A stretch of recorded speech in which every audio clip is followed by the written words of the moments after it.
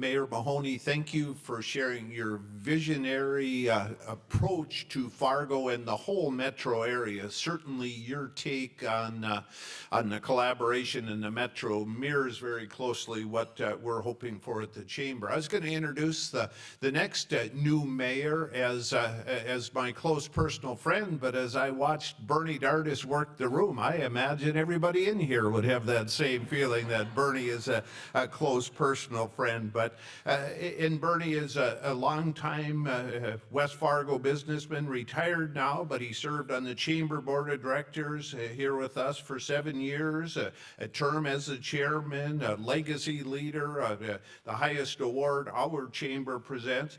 He has also played a big role out in Bismarck on the statewide chamber and did a lot of work for the chamber in front of those legislators, and his experience will continue to benefit this metro area. And at this time, please help me welcome West Fargo Mayor Bernie Dardis.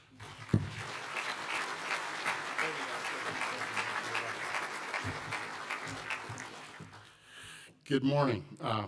You have to forgive me, Mark. There's a lot of good friends here today, so it's wonderful to be here. Mayor Mahoney, Mayor Judd, Mayor Olson, it's an absolute honor and privilege to share this stage with you today. This is very new to me, obviously a first-term mayor, but I'm excited about it. Before I start, I wanted to acknowledge some of the staff that we have here from West Fargo that keep me out of trouble and do such a marvelous job. They're back over in the corner there. How about a wave? Commissioner Thorstad this morning had a decision to make whether or not to keep his dentist appointment or come and listen to the mayor of West Fargo speak, and he chose the most painful of the two, and he's come here to listen to me today rather than but he has asked me to help him pay for the cancellation fee of his and also Commissioner Mark Simmons is with us today, a long time serves our community, so glad to have you with us. I couldn't be more proud to represent the city of West Fargo. It was recently named the 10th best city in America to live in that has a population greater than 40,000 and less than 100,000. The population of West Fargo has increased by more than 106% in the last 20 years. And before I go on, I want to acknowledge the prior administrations, the prior commissioners, for their bold steps that they've made. And I would be remiss if I did not thank Mayor Rich Mattern for the years of service of 20 years on our city commission. So thank you, Rich, for all that you've done. The current population of West Fargo is 37,730.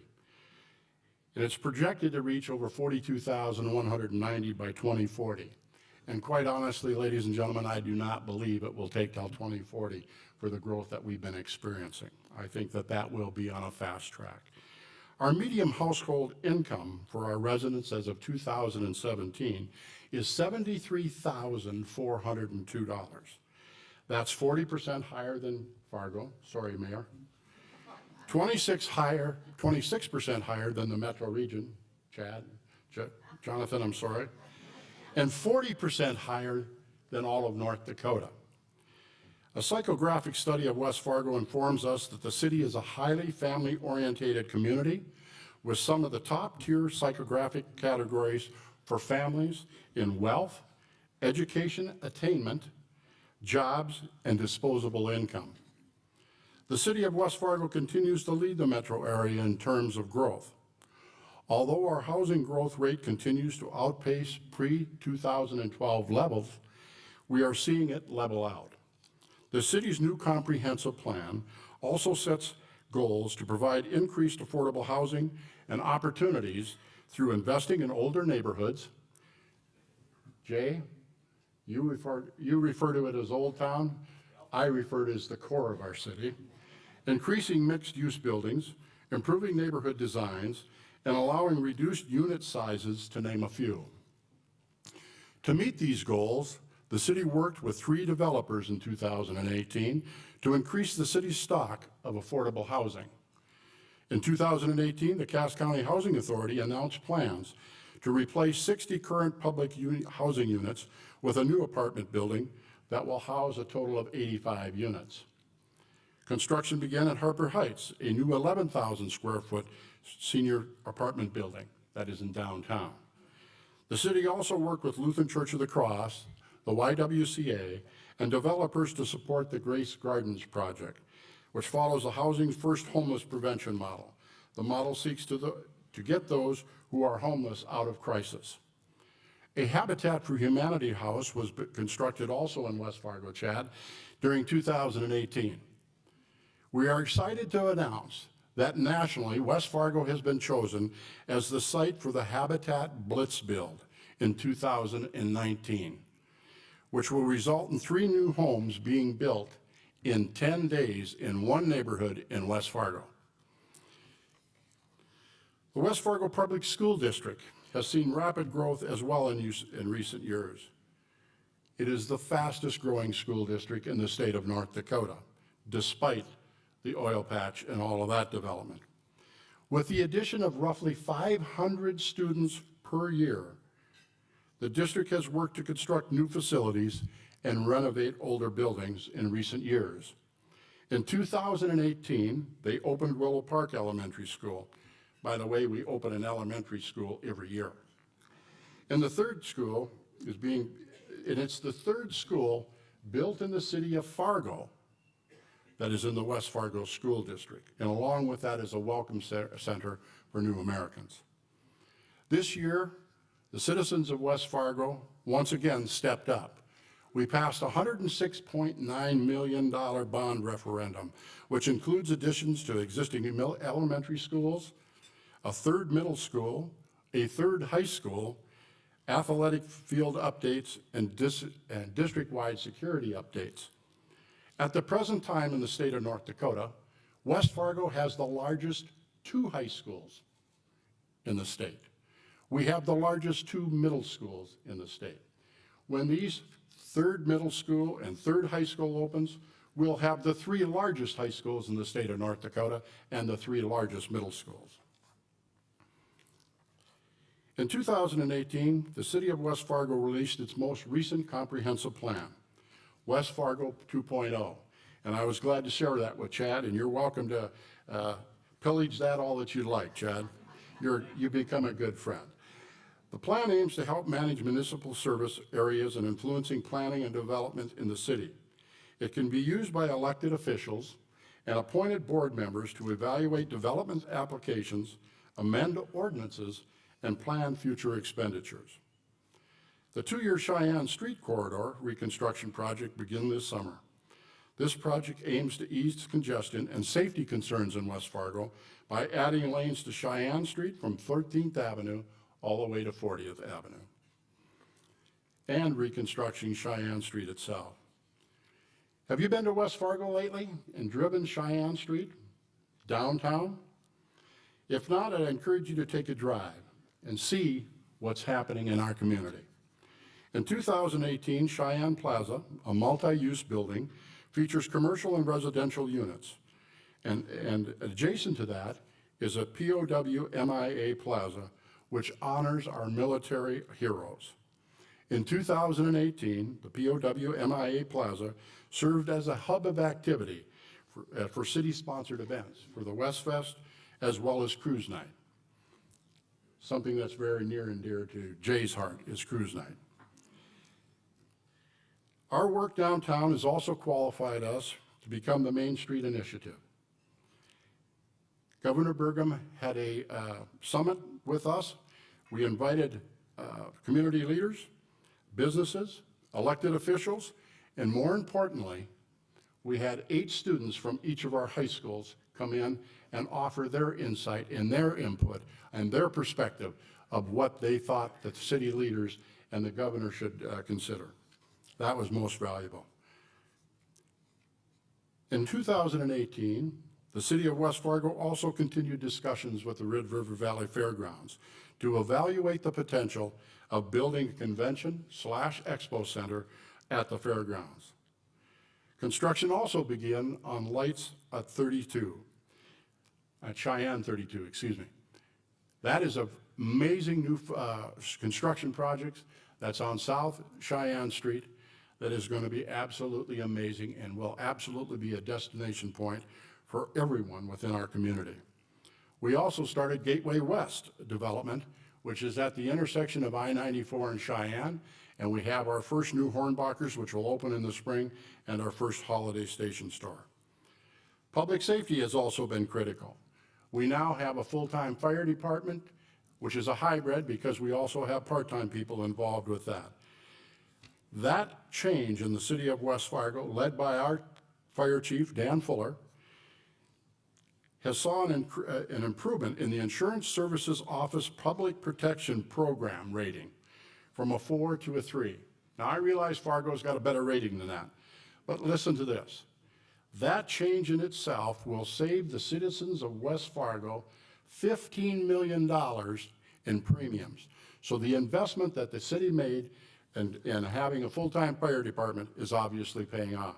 Chief Yonke this year initiated a cultural liaison officer. Officer Ryan Feltman is working full-time as of this month and working with West Fargo's new American population. We have also had community forums, of which there's another one tonight, with regard to special assessments in West Fargo, asking for all of the input that we can from our citizens. West Fargo has 31 beautiful parks and 9 other facilities. The Rusted Center is being doubled in size as we speak. As I've settled into this new role in West Fargo as the mayor, it has been with challenges, but with great successes, and I'm so very proud of the people I get to work with every day. But there's a point that needs to be made, that your presence here today is the reason that we are as successful as we are as communities. As city commissioners, as city staff, people that work for you every day, without your engagement, without your community thoughts, without your places of business allowing you to engage in being involved in the chamber, being involved in all of those things that make our city better. So we talk about all the great things that our city have going, and that's great.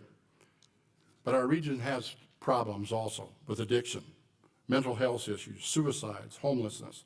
So I would challenge you to continue to do the great work that you do and stay engaged within our communities, because these fine gentlemen and the other people that we serve with on the commission cannot get this done without you. Before I close, I want to make one more comment. I have also come to get to know another wonderful mayor in our region. He's become a very good friend. We meet very regularly. Corey, would you please stand up? Corey Peterson is back there. That's the mayor of the city of Horace, and he's a great guy. Thank you. Ladies and gentlemen, thank you so much for your time. Craig, thank you in the chamber for all that you do. Mark, you and the board of directors for all you do. Thank you and have a wonderful day.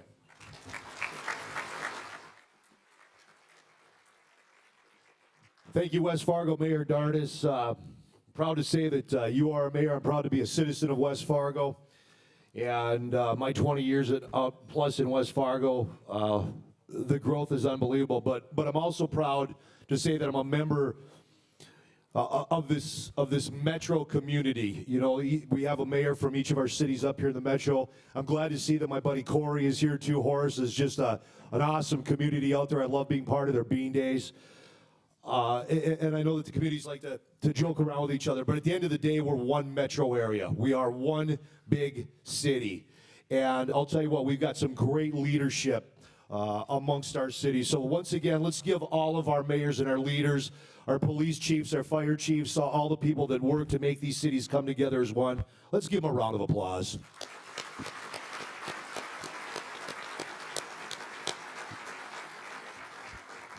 I want to remind everyone that you can email your questions for the mayors to events@fmwfchamber.com. But first, let's give the audience here a chance to weigh in on some of the issues the community has been dealing with through some live polling. Please get your phones out. We will ask you to text in your answers to each question as prompted. And if you look up at the screens, the questions will be up there. Here's your first question up on the screen. We're going to start with a question we've asked the last several years at this event and see if the perception of the most important issues facing the communities has changed at all. Here is your first question. Which of these do you see as the biggest challenge impacting our community? Again, if you look up the screen, you'll see the questions up there. To participate in this poll, text the corresponding keyword on the screen to 22333. So for instance, if you want to answer arts and entertainment, text FMWF Chamber 01 to 22333. I'm glad I'm not doing this. I'm terrible at technology. Or FMWF Chamber 02 to answer flood protection and so on and so on.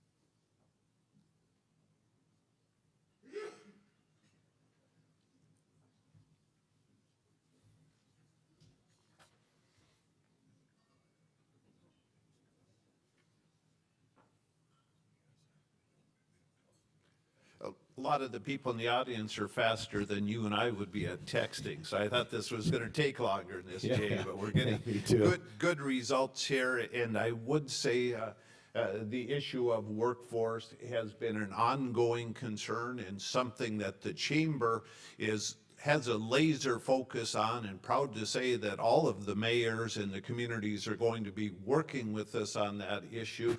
One of my real concerns, flood protection, is going down the list, but I think it's because of the success of the task force and the people that are addressing that, seeing that we're moving ever closer to starting the diversion to go along with what the mayor's accomplished in the community. So, you know, I on my show, when work and business comes up and the workforce, I know that it is a big concern. I have a lot of friends that are business owners, and you know, some people would say, "My God, that's a great problem to have," but at the end of the day, it's not. You know, many business owners here, you know, that it's hard on business. It's expensive to train and then try to retain employees. And hopefully, at the end of the day, this is something that can be solved. Like I said, I have friends that own businesses, and this is something that keeps them up at nighttime. How do I keep employees? You know, how to retain them? And the other concern is I train people, then they take off and go somewhere else. And as we see it here in this room, that this is a very big concern. Item number 2 on there is sort of interesting. I think it's something that doesn't necessarily hit the radar screen of business leaders.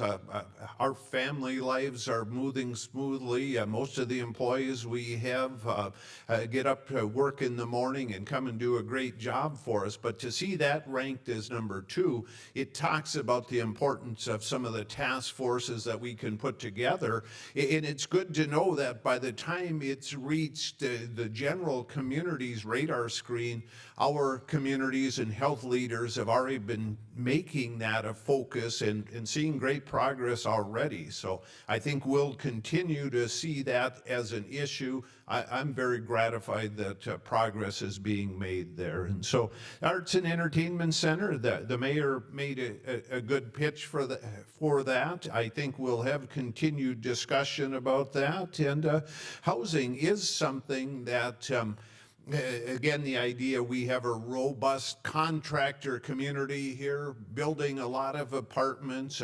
Downtown growth is spectacular in both communities, but as more of the millennials look to move into housing, how do they make that first step into their own home? So all issues that we're going to be talking about on our various committees, this will give us a chance to prioritize as we move through 2019. So thank you for your participation. elaboration on that question. The next one is something that is a question that truly is of the moment. It's being debated in Bismarck at this time, a sort of a special North Dakota carryover, the blue laws. We have that as our second question. So the same way you texted the first time, we're going to ask the question, do you support or oppose the repeal of North Dakota's current blue laws? And 07 is support, 08 is oppose, and we'll take a couple seconds to let you text in your reply to this question. And I'll be using this on my show this afternoon, by the way, the blue laws. Seems to be a hot topic. Say, Jay, one of the things, I keep hearing that your show's doing very well, adding new listeners. I found out why. These mayors all keep growing their communities. Have you stopped to thank them? I should thank them. Thanks, mayors. I appreciate that. Thanks for making it number one. Blue laws, in all kidding aside, the blue laws, last couple weeks, of course, it's come back. Shannon Roars-Jones, Republican on District 46, I believe 46. She's the one that's really pushing this, and it's been pushed before. And I think this is the time where we're going to see the blue law go away. I really do. I'm not going to get into politics. That's not what this is about. But I just, for me personally, I just think that we are a state that is growing, and we want more businesses to come here, and we want to retain our youth here, and we are concerned about brick and mortar stores going away. And I just find it kind of funny that with all those concerns, we won't allow a business to make the decision of opening up before noon on a Sunday. And it's not something that would be mandatory. It's up to them if they want to open or not. But in the same breath, we can have a cocktail before 12 noon on a Sunday. That just doesn't make any sense to me. So, Jay, Not that I have a problem with that. I'm just saying. It just doesn't make any sense to me. you don't have a problem with people having a drink, or you don't have a problem yourself? I do like my J Stones every once in a while. Yeah, so, well, great, appreciate that, and this is something that we can work with, and as Craig mentioned earlier, we'll have contingencies in Bismarck. We talk on a regular basis with our local legislators. The power of the chamber does allow us to reach out and visit and weigh in. So, well, at this point, we're going to the part of the program where we're soliciting questions from the audience. I don't mean to interrupt you, Okay. and I don't want to toss this in here. I know the Ty comment you made earlier, and I don't mean to interrupt you. Birthday boy. Oh, well, thank you. Happy birthday. It's Mark's birthday today. So. Well, I guess I had that coming for taking those couple of jabs at you, Jay. But yeah, I'm pleased to be here on my birthday. Nowhere I'd rather be, and what a great supportive community. So fun morning to be out. And my wife said, well, you're going to a meeting. Should I bake some cookies? Well, if you're willing to bake 700, I'd be happy to bring some in. But By the way, that the results, what was it, 77% in favor? Yes. Of the blue law going away. well, Jay, why don't you ask one of the first questions from the audience? Okay, so we got, let's see if usually I can't figure this stuff out unless I have Kirsten Keeley here helping me out. She has to like download all the apps on my phone for me. And all right, so these are questions from the audience, of course, and again, thank you all for responding. And remember, you can still email your questions to events@fmwfchamber.com. And let's see, this is for Moorhead's new mayor, Jonathan Judd. This one's for you. It says, love your vision to make Moorhead a cultural hub as your identity. Do you have any specific plans in place for how you are going to do that? Well, I have my own individual ideas. However, I think part of what I spoke about earlier and touched on is going out into our neighborhoods and our communities to see what vision the city and the residents would like to see. And again, I think Derek LaPointe has been really good and active about doing that. Now, I know we just met, Wow, where's this going?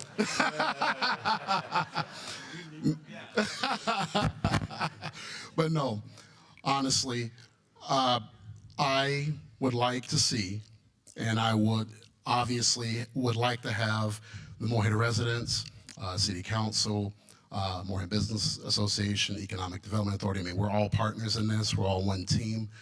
I really would like to see Morehead have the Performing Arts Center.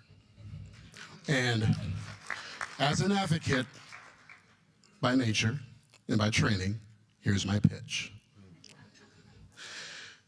I think, honestly, if you look at, again, in my theory and my theme throughout today is going to be about our identity, our DNA, our history. And even though I'm not from Morehead, I've taken a lot of time and energy to talk to those who've been born and raised there, the residents who moved away and came back, the Cobber alumni, the Dragon alumni, you know, and it's in our DNA to have that there.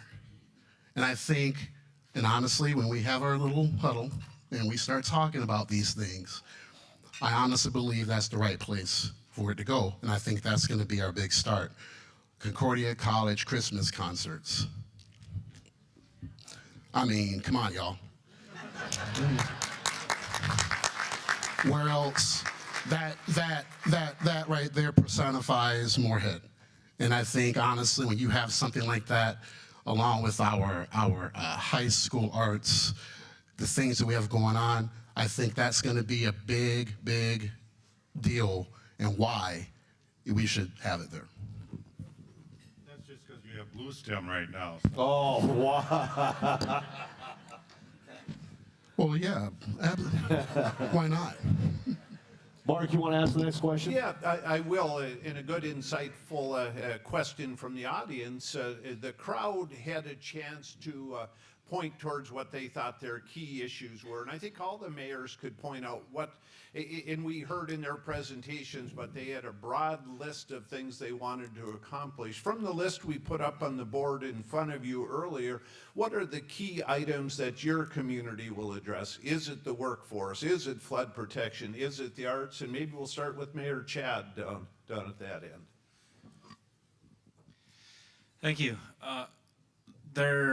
When you look at that list, I mean, just as we went through today, there's not one thing that we look to accomplish. I mean, we're painting the entire picture, right? We're trying to create the image to put all the pieces together so that the picture comes into focus. And as we go down the list, whether it's workforce, behavioral health issues, addiction issues, right? We need to make sure that we're addressing these all at once.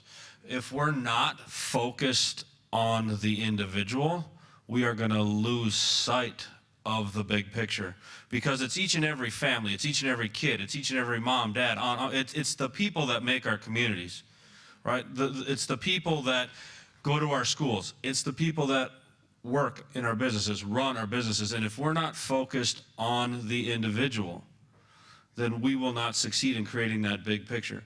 We want the Art Center because it's in our DNA. We want Bison Championships because it's in our DNA. We want continued growth and prosperity because it's in our DNA. We want a quality of life from beginning to end because it's in our DNA. And as these issues continue to arise, without question, we will work together. That's been a common theme. Working together up here, but more importantly, working together, creating bridges to our communities, right?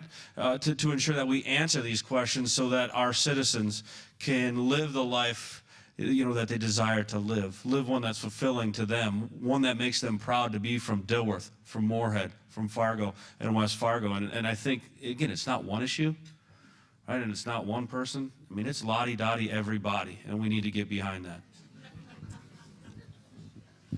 Reminds me of an old hip hop song. Right. Absolutely.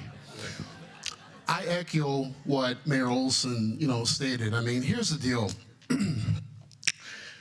I remember back in 1990, when I moved up to Fargo Moorhead, Money Magazine released this feature story about the Raleigh-Durham area, talking about it was the best place to live. If you are a native North Carolinian, you hated that because change came.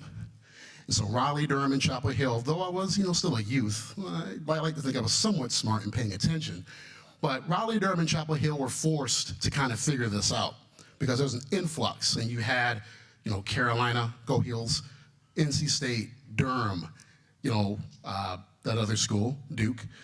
And so you know where my allegiances lie. But anyhow, these three communities were forced to kind of figure this thing out because they had an influx of growth, and every city, including Cary, who is now a burgeoning suburb, had to figure out their own identity and what they were going to be. So, Durham chose to be the city of medicine, the city of tobacco. Raleigh became the arts place. Chapel Hill became education. So it really is going to look at, when you address all of these issues that we're talking about, it's going to have to look specifically about what we can do in our community to help the greater good. So I don't think you can take on all of these challenges, individually. I think it's going to have to be, what can we do to use our resources to provide value and services in our community? And last but not least, it's the kids. I mean, again, it's our families. That's when we build our cities, they build us. So it has to be a fair representation of what we want to do globally within our own region. Great job. I echo what the other two mayors said, but when I came on the commission in 2005, we had 5,000 jobs available within this community. As I said, mayor of City of Fargo, we have 5,000 jobs in this community. And the problem we have is we have to train and get people ready for those jobs. I recently gave a lecture in a high school to seniors and asked if they all knew what they were going to do next year, and only 50% really knew what they were going to do. We have to get it to a point where young people understand where they're going to head and what they're going to do. The question I got is how to become a surgeon, and when they realized how many years that took, about half of them dropped out. But it's interesting to me, and I think that's the challenge the governor's given us as well. Let's figure out a way in which we can get people into the workforce and get them into jobs, and a lot of our local people. Bring diversity, bring other people in as well, but have this community grow in a sense that we have people in jobs enjoying their life and their lifestyle. And part of the Metro comment is just people want to live any variety of different experiences. It may be a cultural city, it may be an up-and-going city, it can be a variety of different things. But we have to offer that to the people that come into the community. And I think the Workforce Academy also helps us do that, and it's a cooperative agreement with the schools. The other shout out I'd like to give is our public schools do a fantastic job in every one of our communities, because that's part of what's going to be the key to this success.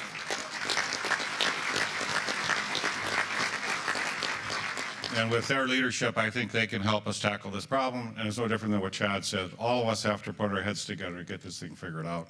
Number one priority every year we come here is workforce. Thank you. Mayor Olson, wouldn't it have been awkward if one of the two of us were sitting in between these two guys? That are more appropriate. Today's polling about behavioral health and those issues does not surprise me. It surprises me prior to me becoming elected mayor. In my closing remarks today, I focused on that type of thing. And because chamber staff and media productions and Craig had the timer on us, I would have liked to spend an equal amount of time on that. Because that's no surprise to me that it finished second. I'm surprised it didn't push closer to first.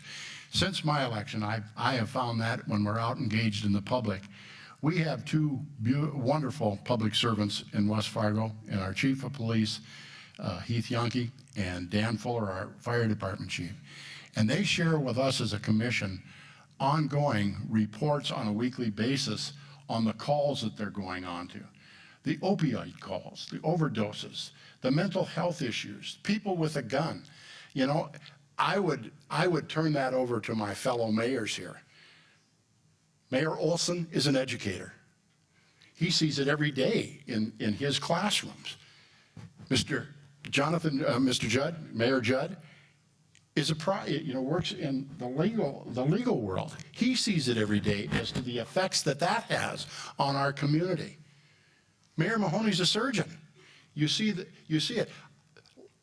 About 2 weeks ago, there was 5 stabbings reported in our metro area in 1 week.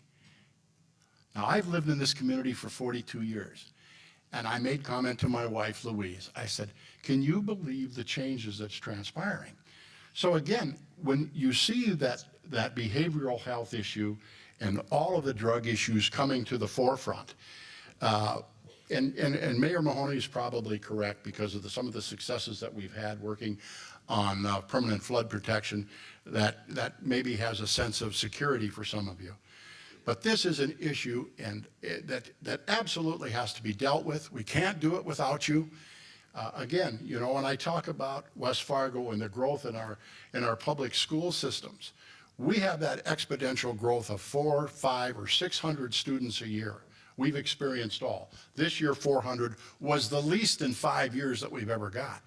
So we as city officials, all of us in our communities, we need to pay attention to this, because when we have those type of young peoples coming into the school systems, we've got to protect them. We've got to do everything that we can to help our first responders, our police departments, to do what we can to support them to deal with this problem. Because, ladies and gentlemen, it's a sad fact. It's not going away. Thank you. Well,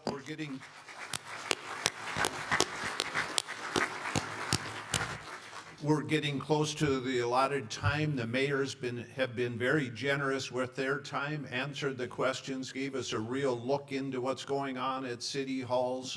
One of the questions that came up, and I'm not going to have the mayors answer it, but I'm just going to comment that I spend a lot of time involved with these cities. The question is diversity, and are we integrating women into the workforce and in the cities? The department heads that we deal with are doing a spectacular job, whether they're of a different culture, a different sex. So I think our community is really getting on board and starting to recognize that we measure people on the talent and what they bring to the job. So I may have co-opted the mayors, but any disagreement with that take, and you're all right, very good. Well, I would just like to thank, that was a good, easy question. We only had a minute left, so I picked one that went pretty well, so. All right, good. Well, I would like to let you know that today's State of the Cities was recorded by Media Productions. Will be aired on the public access channels in Fargo, Moorhead, and West Fargo. And we'll let you know through the chamber the air times that those recordings will be playing. So with that, on behalf of Xcel Energy and the Chamber of Commerce, thank you for attending the 2019 State of the Cities, and a big round of applause for our mayors.